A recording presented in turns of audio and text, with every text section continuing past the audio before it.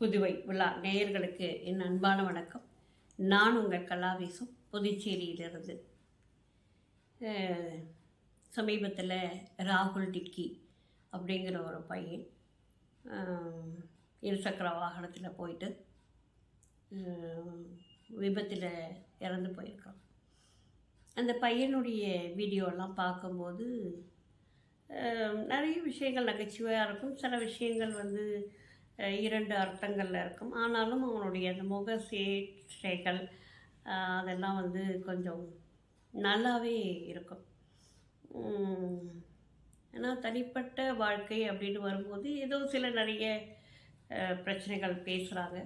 குழந்தைகளுக்கு ஒரு வெளிச்சம் கிடைக்கும்போது எப்படி தன்னுடைய வாழ்க்கையை நெறிப்படுத்தி கொள்வது அப்படின்னு தெரியல. திடீர்னு ஓவர் வெளிச்சம் தன் மேலே விழுது, நிறைய பணம் கிடைக்குது, கையில்லாத ஒரு வாழ்க்கையும் கிடைச்சிருது.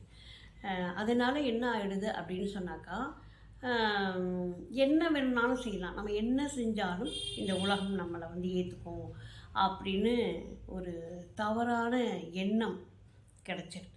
அப்போது மேலே மேலே தவறுகள் செய்ய ஆரம்பிக்கிறாங்க. வண்டி ஓட்டுறது கண்ணாபண்ணான ஸ்பீடு, எது பார்த்தாலும் அதில் ஒரு த்ரில்லு, அதை வீடியோ எடுக்கணும். ஏற்கனவே ஒரு பையன் கூட வீடியோ எடுத்துக்கிட்டே போய் ஆக்சிடெண்ட் ஆகி இறந்தான்.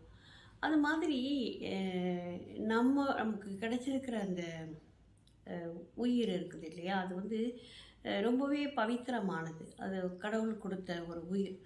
அதை நம்ம இவ்வளவு சின்ன வயசில், இப்போ எங்களை மாதிரி வயசாகிடுச்சுன்னா கூட பரவாயில்ல, இவ்வளவு சின்ன வயசில் இழக்கிறது அப்படிங்கிறது ரொம்ப கொடுமையான ஒரு விஷயம். அது அந்த பொண்ணு தான் ஏதோ முழுகாமல் இருக்கேன் அப்படின்னு சொல்லிட்டு சொல்லும்போது ஐயோ என்னடா இது அப்படின்னு சொல்லி தோணுது.